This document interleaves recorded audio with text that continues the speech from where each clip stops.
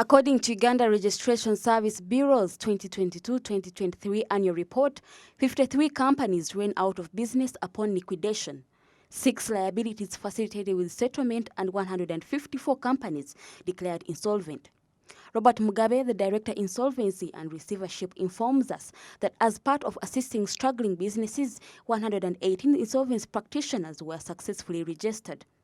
To the private sector, this number is alarming, although optimistic for those that could be undergoing receivership to recover amounts of outstanding secured loans. So our focus at the moment as URSP is to not liquidate them, but rather to do what we are calling corporate rescue, keeping businesses alive such that they contribute to the economy. We have noticed that reasons that make them close include poor management, what we are calling corporate governance, bookkeeping. You know, there is always a fight about tax and profits. So the practices that we do as business people are the reasons that in a way or the other may cause closure. So our focus now is how do we even make it zero? How do we make that percentage zero? Even if they have not disclosed it yet. I think this is really a point of concern. We should not be losing companies, really. We should be, as a country, working on ways in which we can make our companies have a better opportunity of surviving. Now, this is where a lot of effort is going to be put to, first of all, see what is the problem, why is this company meeting its obligations. It's mainly because maybe they're not paying people who lent them money, people who supplied them goods, but they're not paying, they are not paying employees or are not paying government liabilities.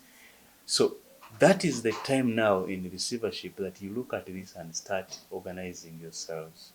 So many of them start by looking at the leadership, which they put aside, and then bring in new leadership. Now, during that time, they now are discussing and negotiating with the various parties, with the various creditors, asking them for perhaps new modified credit terms. For instance, they can say, okay, if you are paying you 2 million a month. Despite this, the report also reveals that 23,789 companies were registered compared to the previous fiscal year of 2021-2022, where the number of companies registered witnessed a notable 28% increase, highlighting a positive impact. PSFU asserts that cost of credit, private entities lending money to government, stringent business requirements, market variations, and more continue to hinder business growth. With regard to business registration, we registered close to 25,000 companies,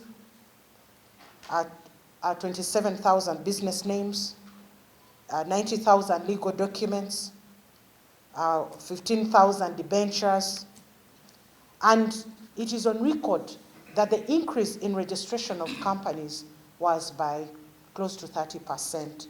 This means that you continue to see many members of the public, even the investors in the diaspora, taking interest in formalizing their businesses, which is a good sign. Let me give you some of the elements. First of all, if you look at, for instance, the cost of credit, the cost of credit is so high. So when you go to the financial institutions to access money, which you should use to trade, the interest rates are very high.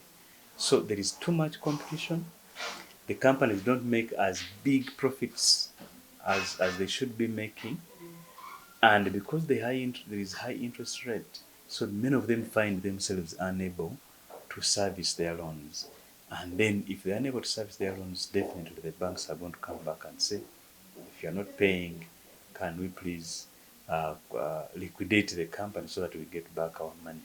So that's a big issue today. The second issue is that there are companies that are doing business with the government, and the government is taking long to pay. Now, if government is taking long to pay, it means if you borrowed to go and trade, so the banks, if they don't receive the money in the first month, they penalize you. So the second month, it is piling and they are penalizing. So by the time If you're given 3-4 months and you're not paying, then the banks are going to come back and say we're liquidating you. One area that is causing companies to fail to meet their obligations is the markets where they sell their goods. This is mostly, especially true with small and medium enterprises who have a very limited market. And because they have a very limited market and the competition is high, they don't sell as much as they should to collect enough money to help them meet the obligations, pay the rent, pay their workers, pay loans, and pay this and the other. So in the end, they are not able to remain afloat.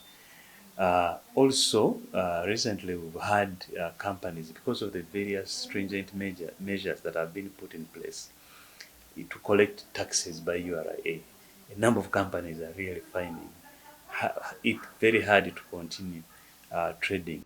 There is need to create more awareness about insolvency services in response to disruptions caused to businesses by the effects of COVID-19 pandemic, which many financially witnessed and are still unable to sustain operations.